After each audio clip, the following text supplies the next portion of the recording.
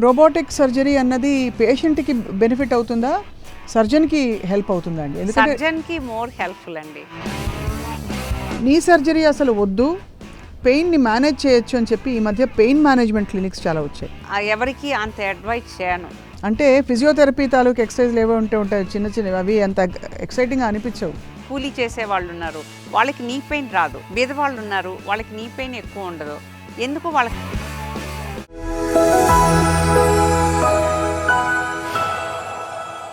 ఇది కేవలం సమాచారంగా మాత్రమే భావించండి. వైద్య నిపుణులను సంప్రదించండి. సో నీ రీప్లేస్మెంట్ సర్జరీ ఇది అడగడానికి కారణం ఏంటంటే, ఇదివరకంటే ఒక గగనం, అమ్మో ఇదో పెద్ద ప్రాసెస్ అని ఇంట్లో వాళ్ళు భయపడేవాళ్ళు, పేషెంట్లు కూడా కొంచెం సందేహించేవాళ్ళు. ఇప్పుడు ఈజీగా చేసేస్తున్నారు కదండి, చాలా ఈజీగా చేసేస్తున్నాము. టెక్నాలజీ మారింది, ఇంప్లాంట్స్ మారినాయి, డిజైన్స్ మారినాయి. తర్వాత జిగ్స్ కూడా చాలా సొఫిస్టికేటెడ్ జిగ్స్ వచ్చినాయి.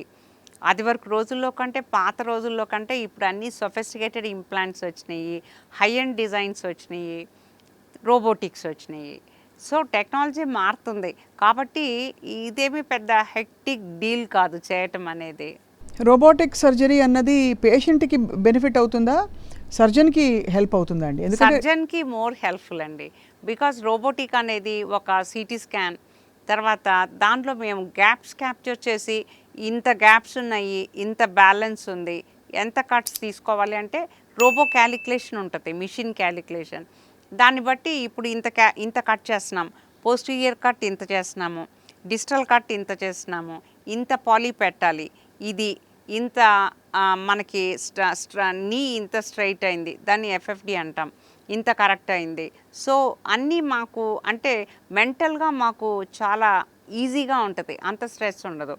అదే కన్వెన్షనల్ అయితే జిగ్స్ పెట్టుకొని, అది స్టాండర్డ్ జిగ్స్ ఉంటాయి, ఆ స్టాండర్డ్ జిగ్స్తో కట్ చేసి అంటే టిష్యూ రిలీజ్ చేసి బ్యాలెన్స్ చేసి ఇంత పాలీ పెట్టి, అంటే క్యాలిక్యులేషన్ అంతా మైండ్లో ఉంటుంది. మాకు కొంచెం స్ట్రెస్ కన్వెన్షనల్కి ఉంటుంది కానీ రోబోటిక్ ఉండదు. ఇక్కడ ఒక చాలా ఇంట్రెస్టింగ్ థింగ్ ఏంటంటే మ్యామ్, ఇంత ఈజీ అయిపోయినా కూడా నీ సర్జరీ అసలు వద్దు, పెయిన్ని మేనేజ్ చేయొచ్చు అని చెప్పి ఈ మధ్య పెయిన్ మేనేజ్మెంట్ క్లినిక్స్ చాలా వచ్చాయి. అది యాక్చువల్గా నేనైతే ఎవరికి అంత అడ్వైజ్ చేయను. ఇప్పుడు ఒక డ్రగ్ అది ఎంతవరకు పనిచేస్తుంది, ఇప్పుడు మీరే నా దగ్గరకు వచ్చారు, మీకు నేను హైపోథెటికల్గా ఇది వర్క్ చేస్తుందేమో అని ఒక మెంటల్ దీంతో మీకు 3 lakhs మీకు ఖర్చు పెట్టి నేను ఒక ప్లాస్మా థెరపీ ఇచ్చి మీరు శుభ్రంగా నడిచేస్తారు, మీకు అసలు సర్జరీ అక్కర్లేదు, మీరు పరిగెడతారు అని ఒక ఇల్యూజన్ని నేను క్రియేట్ చేయను. 3 లక్షలు అవుతుందండి అంటే కొంతమంది ఛార్జ్ చేస్తారు అట్లాగా. It is all depending on their practice. నేను చేయను. నేను ప్లాస్మా ఇచ్చినా నేను చెప్తాను ఇది ఎంతవరకు వర్క్ చేస్తుందో, అది హైపోథెటికల్, అది కంప్లీట్గా మీకు హెల్ప్ అవుతుంది, మీరు సర్జరీ వరకు రారు అని అనుకోవద్దు అని క్లియర్గా చెప్తాను. తర్వాత స్టేజ్ 4 ఆర్థరైటిస్లో మీరు ప్లాస్మా థెరపీ ఇచ్చినా ఏ థెరపీ ఇచ్చినా కూడా అది వర్కౌట్ అవ్వదు. పేషెంట్కి మళ్ళీ 2 months అయ్యాక పెయిన్ స్టార్ట్ అవుతుంది, they will land in surgery. వాళ్ళకి ఒక ఎక్స్రే తీసి మీరు 2nd stage ఆర్థరైటిస్లో ఉన్నారు, 3rd stage ఆర్థరైటిస్లో ఉన్నారు, సో 3rd stageలో we never advise surgery. So హెల్డాండేజ్ ఇంజెక్షన్స్ ఉంటాయి, ప్లాస్మా ఉంటుంది, తర్వాత కొల్లాజన్ పెప్టైడ్స్ ఉంటాయి. నేను ఐ ప్రిఫర్ కొల్లాజన్ పెప్టైడ్స్. ఇవి తీసుకోండి, మజిల్ స్ట్రెంగ్త్ పెంచుకోండి. ఈ యాక్టివిటీ చేయకూడదు, staircase climbing, repeated sitting on the floor level, bending forwards, ఇవన్నీ చేయకూడదు. ఒబెసిటీ తగ్గించుకోవాలి, క్యాలిక్యులేటెడ్ డైట్ తీసుకోవాలి, మంచి మందులు వేసుకోవాలి. ఈ మజిల్ స్ట్రెంగ్త్ మీరు పెంచుకోవాలి. మజిల్ స్ట్రెంగ్త్ నీ జాయింట్ చుట్టూ మీరు పెంచుకుంటే మీకు యాక్చువల్గా నీ సర్జరీ వరకు ల్యాండ్ అవ్వరు. అమ్మ నాకు 64 years, మీకు 54 years, మీరు ఈ స్టేజ్లో ఉన్నారు, మీకు రీజన్ ఇది, మీ మజిల్ క్వాలిటీ బాగాలేదు, మజిల్ స్ట్రెంగ్త్ పెంచుకోండి, ఈ కొల్లాజన్ పెప్టైడ్స్ వాడండి. ఫస్ట్ అవి ఇస్తాను, ఇచ్చి కొన్ని రోజులు వాడిన తర్వాత దే విల్ ఫీల్ గుడ్. ఇంకా still if they have pain I will advise plasma therapy or హెల్డాండేజ్. That is not a permanent treatment. మీకు తగ్గితే తగ్గచ్చు, తగ్గితే బెటర్, ఎక్సర్సైజెస్ చేసుకోండి.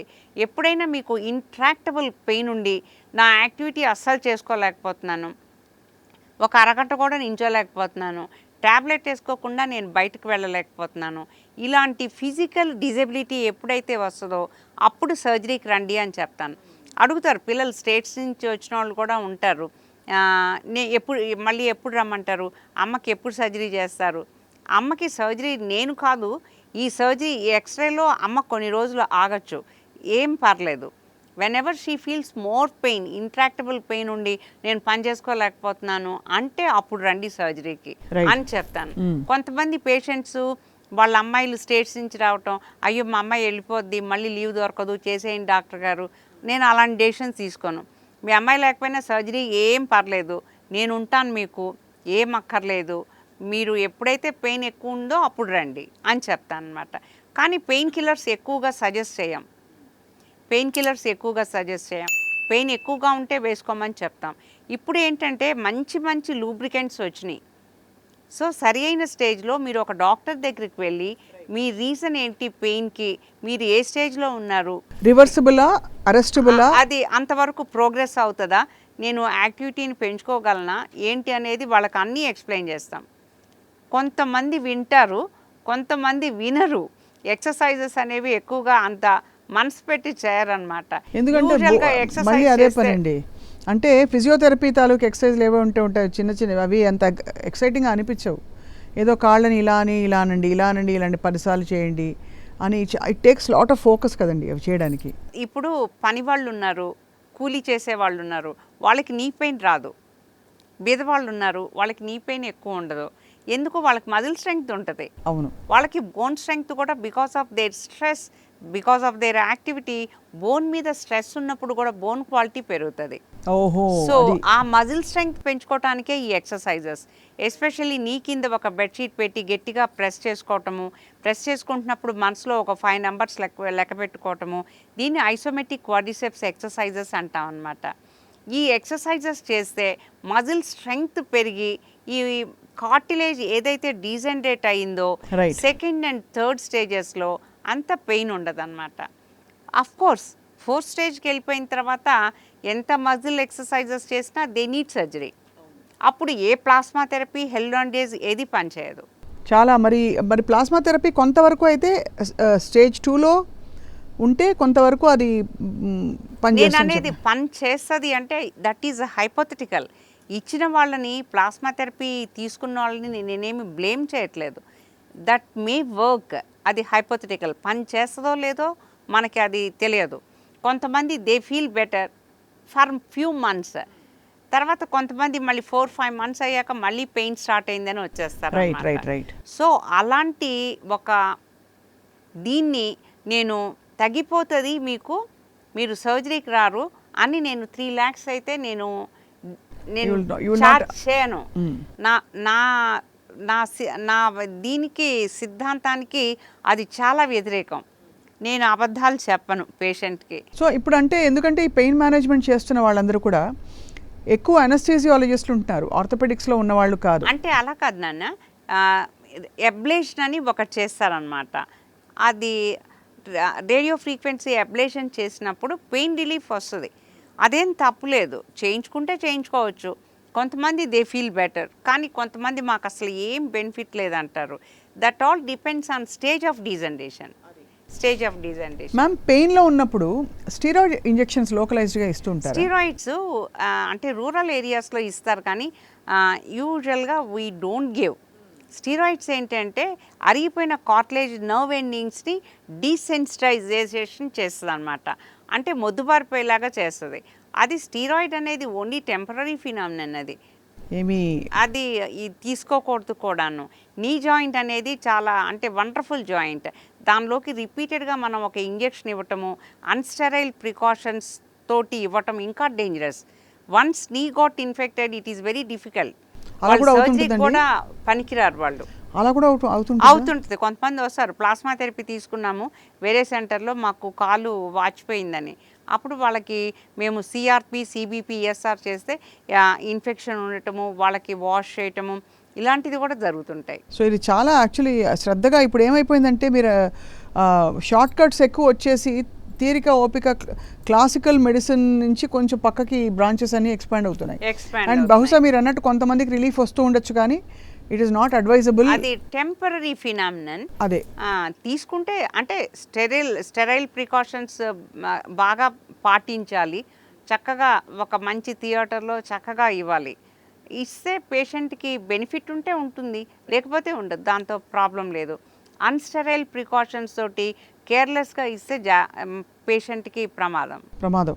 అండ్ ఇప్పుడు మరి ఈ స్టేజ్ 2-3లో ఉన్న వాళ్ళని టిపికల్గా మీరు ఈ కాపర్ పెప్టైడ్స్ ఒకటి, కొల్లాజెన్ పెప్టైడ్స్, తర్వాత రోజ్ హిప్ ఎక్స్ట్రాక్ట్స్, బోస్విలియా కాంపనెంట్స్, ఇలాంటి MSM, ఇంకా చాలా, అంటే అది వరకు కాండ్రైటిన్ సల్ఫేట్, గ్లూకోజమైన్ ఈ రెండే ఉండేవి. ఇప్పుడు మనకి చాలా ప్రోడక్ట్స్ వచ్చాయి. MSM, type 1, type 2 collagens, rose hip extracts, boswellia ఇలాంటివన్నీ యాడ్ చేసి ఇవి రియల్లీ దే వర్క్ వెల్. ఆ లూబ్రికెంట్స్, మంచి లూబ్రికెంట్స్ తీసుకుంటే బాగానే ఉంటుంది, పెయిన్ రిలీఫ్ ఉంటుంది. దాంతో పాటు లైఫ్ స్టైల్, ఒబేసిటీ తగ్గించుకోవటము, స్టేర్ కేస్ క్లైంబింగ్ తగ్గించుకోవటము, తర్వాత repeated sitting on the floor level ఇవి అవాయిడ్ చేసుకోవటము, నీ ఎక్సర్సైజెస్ చేయటము. నీ ఎక్సర్సైజెస్ కాలు ఇలా అలా ఊపటం, అదేమో ఐసోటోనిక్. ఐసోమెట్రిక్ ఎక్సర్సైజెస్ అంటే కింద బెడ్షీట్ పెట్టి గట్టిగా ప్రెస్ చేయటము, ఈ క్వాడ్రిసెప్స్ అనే మజిల్కి స్ట్రెంగ్త్ తెచ్చుకోవటం అన్నమాట. That is very important. ఇప్పుడు అయితే మొత్తానికి ఏ వయస్సు తర్వాత నీ సర్జరీ ఇంకా చేయకూడదు, చేయలేమంటారు మ్యామ్? ఏ వయసు తర్వాత అంటే ఇప్పుడు 80 ఇయర్స్ వరకు, అదే 72 ఇయర్స్ వచ్చారు అంటే ఇంకా ప్రొలాంగ్ చేయొద్దు, ఇంకా పోస్ట్పోన్ చేయొద్దు. భయాన్ని వదులుకోండి. ఏదో ఒక రోజు మీకు సర్జరీ కావాలి, ఆ సర్జరీ ఇప్పుడే చేయించుకోండి. ఆ నొప్పితోటి మీరు నైట్ బాత్రూమ్కి వెళ్ళి ఆ పెయిన్ఫుల్ కండిషన్లో పడి ఏదో ఫ్రాక్చర్ చేసుకొని రావటం కంటే 72 ఇయర్స్కి పోస్ట్పోన్ చేసుకోవద్దు, చేసేసుకోమని చెప్తాం అన్నమాట. 80 ఇయర్స్కి ఇట్ ఈజ్ రిస్కీ. హార్ట్ అంత స్ట్రెస్ని తట్టుకోలేదు. తర్వాత వాళ్ళకి ఎస్థీనియా, చాలా వీక్నెస్ ఉంటుంది. వాళ్ళకి డయాబెటీస్ ఉందనుకోండి, వాళ్ళు ఈ యాంటీబయాటిక్స్, ఈ పెయిన్ కిల్లర్స్ ఇవన్నీ టాలరేట్ చేయలేరు. సో వాళ్ళకి టాలరెన్స్ కెపాసిటీ తగ్గుతుంది. 80 ఇయర్స్కి నీ రీప్లేస్మెంట్ చేస్తే వాళ్ళకి ఆ టాలరెన్స్ కెపాసిటీ తగ్గుతుంది, అంత ఎంజాయ్ చేయలేరు. అందుకని 70 ఇయర్స్ తర్వాత suppose if patient is in 4th stage మేము చెప్తాం వెంటనే చేంజ్ చేసుకోండి, ఇంకా పోస్ట్పోన్ చేయొద్దని. రైట్. అలా అంటే ఏంటంటే పేషెంట్ రాగానే మేము సర్జరీ చెప్పేసేసి చేయించుకోండి సార్ అని ఇలా చెప్తే మేము కమర్షియల్ అనుకుంటారు. అది కూడా ఎక్స్ప్లెయిన్ చేస్తాం. సార్ మేము కమర్షియల్ కాదు, ఎవరితో చేయించుకున్నా పర్లేదు, కానీ ఇంకా 72కి ఇంకా పోస్ట్పోన్ చేసుకోవద్దు, మీకు టాలరెన్స్ కెపాసిటీ తగ్గుతుంది, రిస్క్ ఎక్కువ అవుతుంది, హార్ట్కి స్ట్రెస్ ఎక్కువ అవుతుంది అని చెప్తాం అన్నమాట. చాలా మంచి సలహా మ్యామ్. అయితే ఒక fundamental question before we wind up ఒకటి ఏంటంటే, ప్రపంచంలో ఉన్న వాళ్ళందరికీ 70 ఏళ్ళు దాటుతాయి, కానీ అందరికీ నీ రీప్లేస్మెంట్ సర్జరీలు అవసరం పడవు. సో ఎవరికి అవసరం పడుతుంది, ఎలాంటి వాళ్ళకి? మీరు ఒబేసిటీ ఒకటి చెప్పారు, ఎలాంటి వాళ్ళకి ఎక్కువగా ఈ డీజెనరేటివ్ కండిషన్స్ ఏవైతే ఉంటాయో శరీరంలో ఎక్కువ వస్తున్నాయి మ్యామ్? అది కాదు నాన్న, ఇప్పుడు నాకు 63 ఇయర్స్, నా ఎక్స్రే నార్మల్ ఉంటుంది, gaps well maintain. Suppose if any patient comes at 55 years or 60 years, knee pain అంటే ఎక్స్రే తీసి స్టేజ్ చూస్తాం. వాళ్ళకి బాగా అంటే గ్యాప్స్ బాగా మెయింటైన్ అయ్యి కార్టిలేజ్ బాగుంది అంటే మేము చెప్తాం మీకు లైఫ్లో అసలు సర్జరీ అవసరం లేదని. జెనెటిక్ డీజనరేషన్ అనేది ఒక జెనెటిక్ బ్యాక్గ్రౌండ్, అందరికీ అరగాలని లేదు. పక్కింటి వాళ్ళకి అరగలేదు, పక్కింటి వాళ్ళు కూడా లావుగా ఉంటారు, నాకే ఎందుకు అరిగింది అంటే అది జెనెటిక్ బ్యాక్గ్రౌండ్. జెనెటిక్ బ్యాక్గ్రౌండ్లో మీకు ఈవెన్ బ్యాక్ ఏక్ అయినా జెనెటిక్ బ్యాక్గ్రౌండ్, మీ హెయిర్ గ్రే అవటానికి కూడా జెనెటిక్ బ్యాక్గ్రౌండ్, ఏదైనా సరే జెనెటిక్ ఒక ప్రొఫైల్ ఉంటుంది. ఆ జెనెటిక్ బ్యాక్గ్రౌండ్, ఆ డీజనరేటివ్ ప్రొఫైల్ ఉన్నప్పుడు మీకు మీ ఒబెసిటీ అంటే లైక్ మీరు థైరాయిడ్ని నెగ్లెక్ట్ చేయటం, unidentified thyroid, unidentified diabetes, obesity, తర్వాత repeated these activities like staircase climbing తొందరగా అరుగుతుంది అన్నమాట. ఇది నేను తెలుసుకోదలుచుకున్నా. ఈ జెనెటిక్ బ్యాక్గ్రౌండ్ లేకుండా ఇన్బిల్ట్ అయినా సరే కొంతమందికి ఒక కాలు అరిగి ఇంకో కాలు అరగదు, బాగా అంటే లైక్ ఒక కాలు బాగా మెయింటైన్ అవుతాయి గ్యాప్స్, ఒకటి డీజనరేట్ అవుతుంది. అంటే ఏంటంటే వాళ్ళకి అన్ఎక్స్ప్లెయిన్డ్గా ఎప్పుడో పడుంటారు, వాళ్ళకి ఏసీఎల్ టేర్ అయి ఉంటుంది. ఏసీఎల్, పీసీఎల్ అని 2 లిగమెంట్స్ ఉంటాయి. ఆ లిగమెంట్స్ మన కార్టిలేజ్ని ప్రొటెక్ట్ చేస్తాయి అన్నమాట. ఆ లిగమెంట్స్ టేర్ అయినప్పుడు వీళ్ళు డాక్టర్ దగ్గరికి వెళ్లకుండా, ఎంఆర్ఐ చేయించుకోకుండా, ఆ లిగమెంట్ రీకన్స్ట్రక్షన్ చేయించుకోకుండా దానిపైనే నడుస్తూ ఉంటే ఏంటంటే ఆ స్పేసెస్ నేరో అయిపోయేదన్ను ఈ కార్టిలేజ్ డీజనరేట్ అవుతుంది.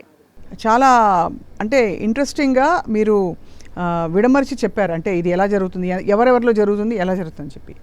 ఓవరాల్గా బోన్ హెల్త్కి మీరు ఇచ్చే బెస్ట్ టిప్స్ ఏంటి మ్యామ్? బోన్ అంటే యాక్చువల్లీ రిచ్ పీపుల్లో ఆస్టియోపోరోసిస్ ఎక్కువ ఉంటుంది, పూర్ పీపుల్లో ఆస్టియోపోరోసిస్ తక్కువ ఉంటుంది. వీళ్ళేమో పాలు తాగరు, వీళ్ళేమో పాలు ఎక్కువ తాగే అవకాశాలు ఉంటాయి. ఎందుకు అంటే మనం కాల్షియం ట్యాబ్లెట్స్ మా అమ్మాయి స్టేట్స్ నుంచి పంపించిందండి, నేను 5 ఏళ్ళ నుంచి తింటున్నాను, అయినా సరే నా ఎముక ఏం పెరగలేదని. ఏం లేదమ్మా, మీరు టీవీ ముందు కూర్చొని మీరు ఏమీ పని చేయకుండా కాల్షియం ట్యాబ్లెట్ వేసుకుంటే బోన్ స్ట్రెంగ్త్ పెరగదు. మీరు లీఫీ వెజిటబుల్ దాల్ కాంబినేషన్స్, తర్వాత బీట్రూటు, తర్వాత ఎగ్ వైట్, ఫిష్, తర్వాత nuts, almonds, walnuts, cranberry, like sunflower seeds, ఇలాంటి మంచి న్యూట్రిషియస్ డైట్ తీసుకొని ఒక ఫ్రెష్ ఫ్రూట్ తీసుకొని, suppose if you are diabetic you can take papaya, pomegranate, guava, apple, these are all the good fruits అన్నమాట. ఏదైనా తీయగా ఉండే ఫ్రూట్ మనకి మంచిది కాదు, మ్యాంగో అండ్ సపోటా ఫ్రూట్స్ ఏవైనా మంచివి. ఏదైనా నిజం బాగుండదు, అబద్ధం బాగుంటుంది. లైఫ్లో ఏదైనా బాగుండే ఎప్పుడు మంచివి కాదు. అదనమాట. మంచి డైట్ తీసుకోవాలి, డైరీ ప్రోడక్ట్ ఒకటి ఉండాలి, నట్స్ ఉండాలి, లీఫీ వెజిటబుల్ దాల్ కాంబినేషన్ ఉండాలి, ఎరోబిక్ ఎక్సర్సైజెస్, ఒక వాకింగ్, బోన్కి స్ట్రెస్ కావాలి. నడవకుండా డెలికేట్గా అట్లా ఉంటే బోన్ క్వాలిటీ తగ్గిపోద్ది. ఓహో, అది విషయం. బోన్ క్వాలిటీ తగ్గిపోద్ది. చాలా యూస్ఫుల్ చిట్కాలు చెప్పారు మ్యామ్. అంటే అద్దంలో చూపించినట్టు చెప్పారు ఇవాళ. బట్ ఐ ఫీల్ ఇవాళ మనం నీస్ గురించి మాత్రమే మాట్లాడాము, ఎందుకంటే స్పెసిఫిక్గా ఎక్కువగా వచ్చే సమస్యలు నీ జాయింట్స్తో వస్తాయి. నెక్స్ట్ టైం మనం మాట్లాడినప్పుడు తప్పకుండా ఫ్రోజన్ షోల్డర్, అలాగే బ్యాక్ ఏక్, హిప్ రీప్లేస్మెంట్, అనేక రకాల సమస్యలు ఇంకా ఉత్పన్నం అవుతున్నాయి జనంలో. కాబట్టి సర్వైకల్ స్పాండిలోసిస్, ఫ్రోజన్ షోల్డర్, దాన్ని ఎడిసివ్ క్యాప్సులైటిస్ అంటాం. తర్వాత tennis elbow, golfer's elbow, carpal tunnel syndrome, knee arthritis already మాట్లాడుకున్నాం. తర్వాత యాంకిల్ ఆర్థరైటిస్, తర్వాత యాంకిల్లో ligament tears, flat foot, plantar fasciitis, retrocalcaneal bursitis, ఇవన్నీ ఆర్థోపెడిక్ ప్రాబ్లమ్స్. నా దగ్గరికి పేషెంట్స్ వచ్చినా కూడా ఇవన్నీ చెప్తాను, ఎక్స్ప్లెయిన్ చేస్తాను. ఇది 1 డే ప్రాబ్లం కాదు, నా దగ్గరికి రాగానే అది మాయమైపోదు. ఈ మందులు తీసుకోవాలి, ఈ ఎక్సర్సైజెస్ చేయాలి, ఇలా ఉండాలి, మీ లైఫ్ స్టైల్ ఇలా ఉండాలి, ఇవి మీ చేయకూడదు. నా దగ్గరికి రిపీటెడ్గా రావాల్సిన అవసరం కూడా లేదు. అంటే పిల్లలు కొంతమంది చిన్న డాక్టర్స్ ఎక్స్రేలు తీసి భయపెట్టేసేసి మీకు అరిగిపోయింది స్పైన్ అంటే నిజంగా భయపడతారు, అరిగిపోయింది ఇప్పుడు ఏం చేయాలి ఇట్లా అని. అంతే. తర్వాత నీ రీప్లేస్మెంట్ కూడా భయపడాల్సిన అవసరం, పెద్ద బెడ్ మీద ఉండాల్సిన అవసరం, ఎన్ని రోజులు బెడ్ మీద ఉండాలి, that is the usual question. అక్కర్లేదు, ఒక 1 డే రెస్ట్ తీసుకుంటే చాలు, సెకండ్ డే నడిచేసేయాలి.